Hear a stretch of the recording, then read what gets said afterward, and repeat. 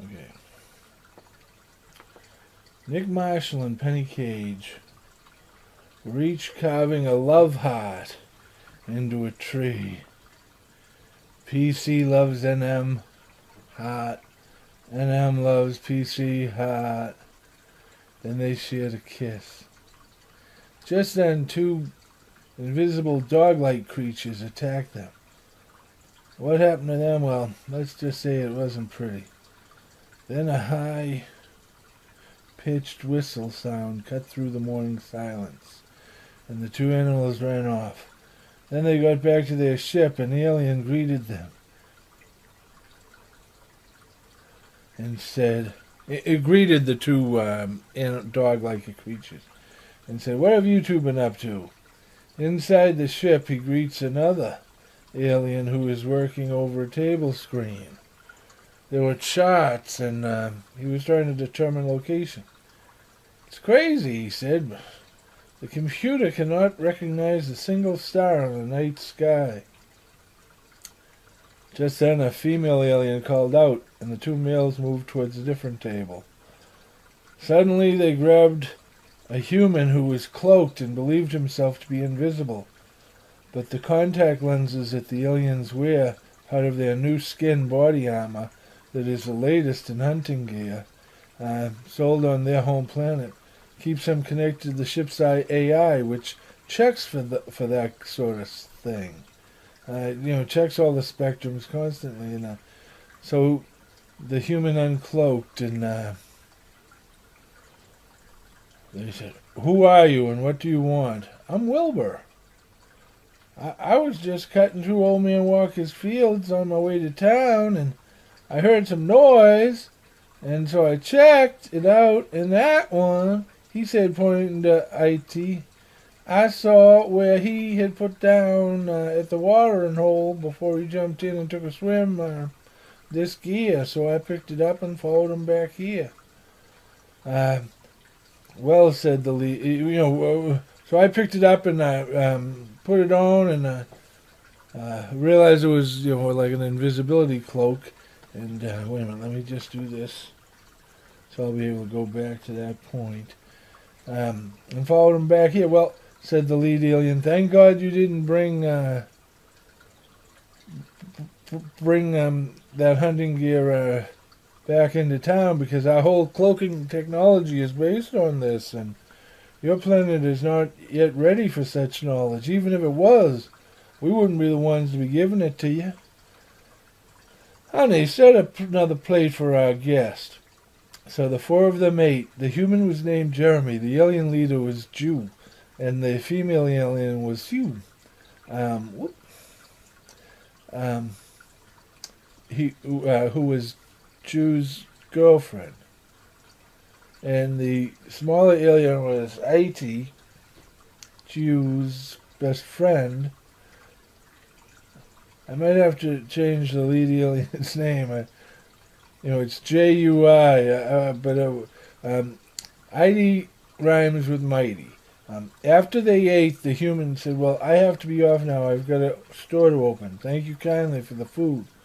"Nice to meet you," they said. So a minute after Jeremy left the ship, the lead alien released a third dog-like creature, a primal, to go after him. And it tracked him down and ate him, then returned to the ship. Then the three primals lined up side by side. Then Ziu, Ju, and Aiti stood in front of them and touched, each one of them touched the corresponding primal's forehead as their entire bodies began to shake as they transformed into Nick, Marshall, and Penny, and Jeremy McDaniels.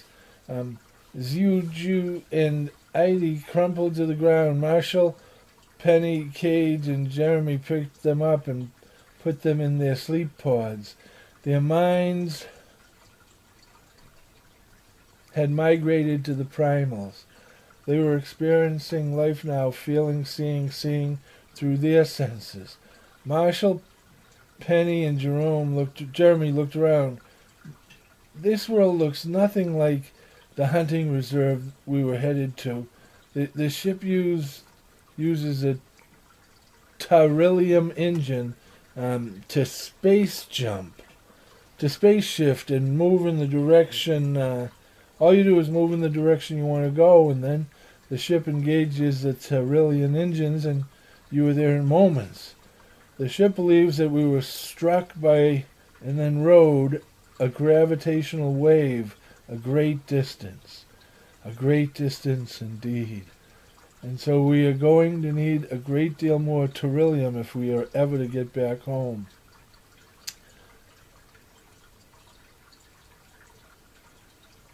A man on a tractor saw Penny running. What the, he thought. Then he saw her fall, so he got off the tractor and went to investigate. When he was set upon by the three of them. In town, Penny attracted three young men into an alley, and then Nick and Jeremy followed in after them. The three feasted, and then sought out a place of safety to sleep. That night they went out again to prowl and saw two young people exiting a bar at closing time. So they captured them, then brought them back to their den to feed. In the morning, Jeremy set out for a solo hunt. The posse had set up a trap, and they caught Jeremy in it. They were surprised he was such a talker. "Why'd you do it, son?" asked the sheriff. "Well, my friends and I take this hunting trip to a game reserve on Meldry every year, and somehow by accident we ended up here on your planet. So we decided that since we'd already paid for the primals, and they're only good for a week, that we would enjoy our vacation and then worry about how we got home later." "Yeah," said the sheriff. "Well, where'd you say you were from again?" "Oh, we are Tullens from a planet called Wilson. Or at least the real me is. This is just a primal. We use primals to hunt because they are us, our DNA. It's as if, it's our DNA at its most primal point just before we started down the road of civilization. So the computer takes our DNA, replicates our DNA, and then sequences a primal, leaving out all of the changes made to our DNA over the last 10,000 years. And an artificial Tulan blank is created from whole cloth. And then we transfer our consciousness into it, and within the primals, we are still us, just an us free of the governors that society has placed upon us, the changes that have happened to us over the last 10,000 years, that stop us from expressing our true selves, our primal selves. And we are free to roam in the wild and experience the hunt as our ancestors experienced it. It's really quite exhilarating. When my appearance is that of the person you know as Jeremy, that is just an illusion of the mind, a mental projection, nothing more. This primal before you, its true appearance is much different from what you see. It is long of fang and tooth, just like the primal beast I am descended from. Jeremy is simply my camouflage, but when I get angry, when I snap, I cannot maintain my mental projection, and I am my primal self revealed, the beast unleashed. Well, you'll fit right into prison, son. Just then Nick and Penny attacked and freed Jeremy. When a member of the posse who had been in the brush surprised them, and he got off a shot striking Jeremy before he was eviscerated by Nick. Before the deputy was eviscerated by Nick. "I wasn't ready," said Jeremy. "I wasn't ready." Whoops. Nope, I don't want that. I wasn't ready, and then Jeremy began to change, and oozed, and the gases were released, and soon all that was left was a wet spot on the ground, and a foul stench in the air. Nick and Penny looked at each other. It's on, said Nick. Oh, yeah, said Penny. They burst into a church, and long of tooth and claw they avenged their friend in a bloody scene of carnage. Before the minister reached his rifle, and grabbing it, he shot Nick as Penny took the minister's head clean off with a single swipe of her hand. Then she turned back, and Nick already vanished. "One day is not enough," she screamed. "We paid for 7. She made it to the river, and then she heard a new posse.